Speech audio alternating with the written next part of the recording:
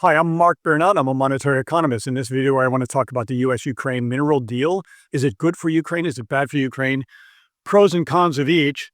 And there's no person in the world that has an objective opinion about this because it's too new. We don't even have the details.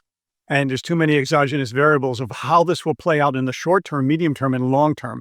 There's no way to construct a model. There's no way to collect data. There's no way to make estimates. So anything that is spoken about this is generally based on geopolitical feel and maybe some moral principles.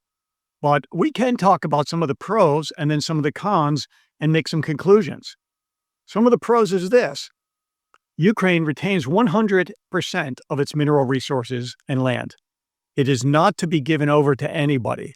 And that's a huge win. That's a change in a revision of what it was originally intended to be based on U.S.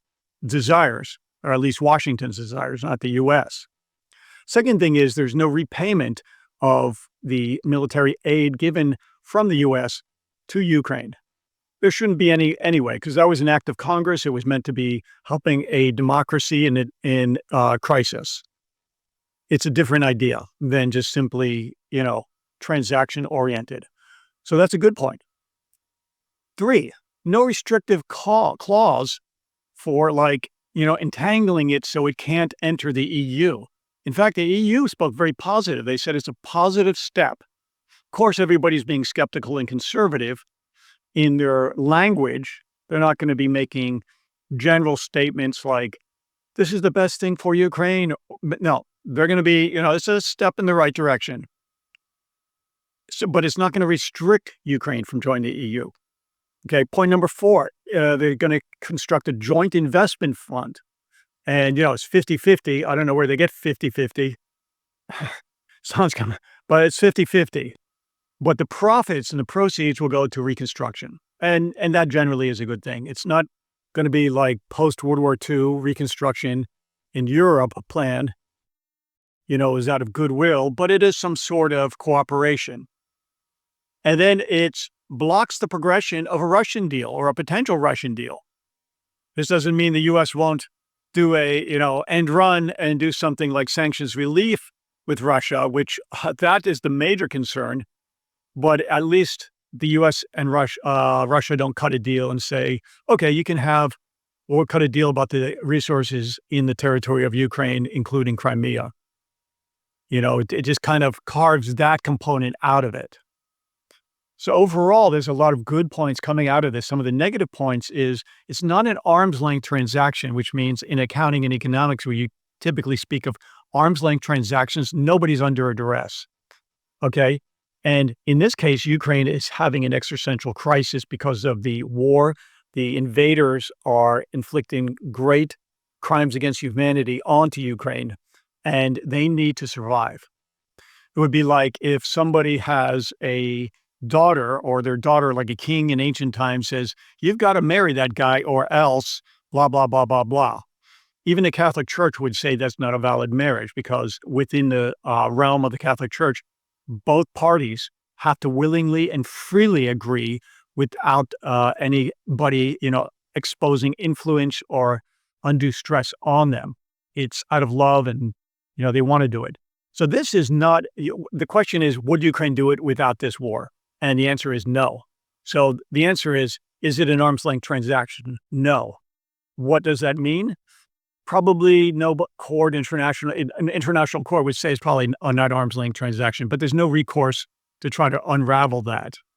But there is recourse later if, let's say, when Ukraine wins, to unravel it all because, a piece of paper is a piece of paper. And if Ukraine does retain 100% of these resources and control, then that's okay. Another point is the U.S. is not giving security guarantees. It will only sell defensive weapons, and they only sold 50 million initially now, and that's nothing. I mean, Jake Bro and probably a bunch of YouTubers could probably come close to that, okay, just within donation. So that's nothing, but it is a symbolic step. They continue this process of not helping democracy, but rather making money off of existential democracies and existential crisis. Another point is it still smells like, the sniff test. It doesn't pass it for me. Neocolonialism. Isn't that what mercantilism, the age of empires and, you know, wooden ships and iron men? The sun never sets on the Union Jack. Spanish Empire, we came to serve God and to get rich, dot, dot, dot. Okay. Isn't that the type of mercantilism that the world, as we want to make the world a better place, wants to jettison in this time of our collective unconsciousness and be more cooperative? So how do we interpret this? Well, generally it's positive because will win. Ukraine will survive. Ukraine can unravel it. They don't control or extract the resources. Extracting the resources would be like, let's say Invasion America. SBI had this game, Invasion America, 1976. Mexico invades the United States. Let's say Mexico takes a third or half of, or let's say Texas. Okay. And then Ukraine or the European Union says, okay, I'll tell you what, we'll make a deal. We'll extract get 50% of the profits from your Texas oil fields. And, maybe something will work out there. That's the type of deal this is. It's a one-way street a little bit because it's not an arm's length transaction. But the good thing is Ukraine will survive and can unravel this later. We'll deal with it's like day two. Whenever you do, a conversion of a big system or you ever worked in business under project management, day one is just to survive, get it done, turn on the engine, get the propeller going. Day two is you work the mess out later.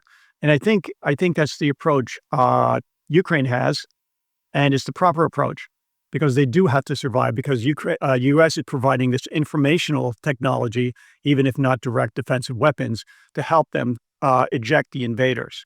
Very precise informational coordinates and technology. So Ukraine wins. And also, it kind of frees Ukraine from this resource curse. Let's be honest. If you look at Venezuela, even Greece, or many countries in Africa, like Congo, resources generally are a curse. Sometimes if they're managed well, like in Norway, okay, resources are a plus. But resources don't make a country rich. I mean, certainly Japan, Netherlands, etc., have thrived because it's free markets, open markets, and cooperation. And that gets to my final point I want to reiterate. Ukraine is always about joining and cooperation. That's their language. Russia is about controlling and exploitation. There are two models. I'm going to keep on reiterating that. Ukraine wants to join and cooperate. Russia wants to control and exploit. What is the future for humanity? What is the brightest future for humanity? Anybody who in any way, shape, or forms might be neutral on this conflict or really not know anything about it, you just have to ask yourself which conceptual model works better for the world and ask yourself what conceptual model would you rather live under? When your neighbor comes on and wants to control and exploit you and your house and your family, or when you personally, in a joining, willing cooperation, you want to trade with your neighbor and, obviously comparative advantage, Adam Smith, Ricardo, all the economists of the past would agree with. So Ukraine in the long run, because they have this attitude of cooperate, join, innovate, use intellectual capital, human capital, much more important than, rocks and minerals in the ground. Anything with minerals, gold, it seems to be in fairy tales, at least something, like Rumpelstiltskin, Once Upon a Time, Disney, something to do with a curse. So sometimes there's resource curse. And think about the fairy tales because they speak a greater language than me just talking about economic numbers and the models and the economic statistics. This resource curse will be to some extent lifted from Ukraine. And yeah, U.S. will benefit, sure. And I'm an American, that's fine.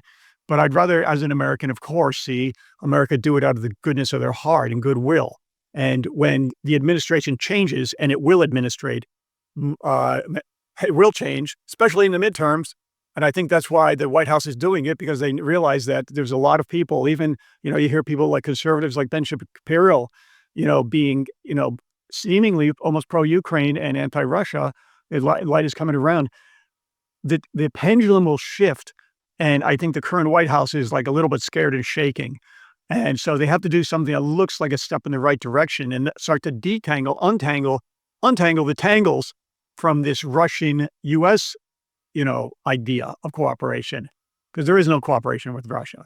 So the mineral deal, as an economist, I can say that this mineral deal between the U.S. and Ukraine Still has to be ratified by the Ukrainian parliament. It looks like a good step in the right direction. Of course, with skepticism, I'm a corrosive skeptic, and we don't know what's going on behind the scenes.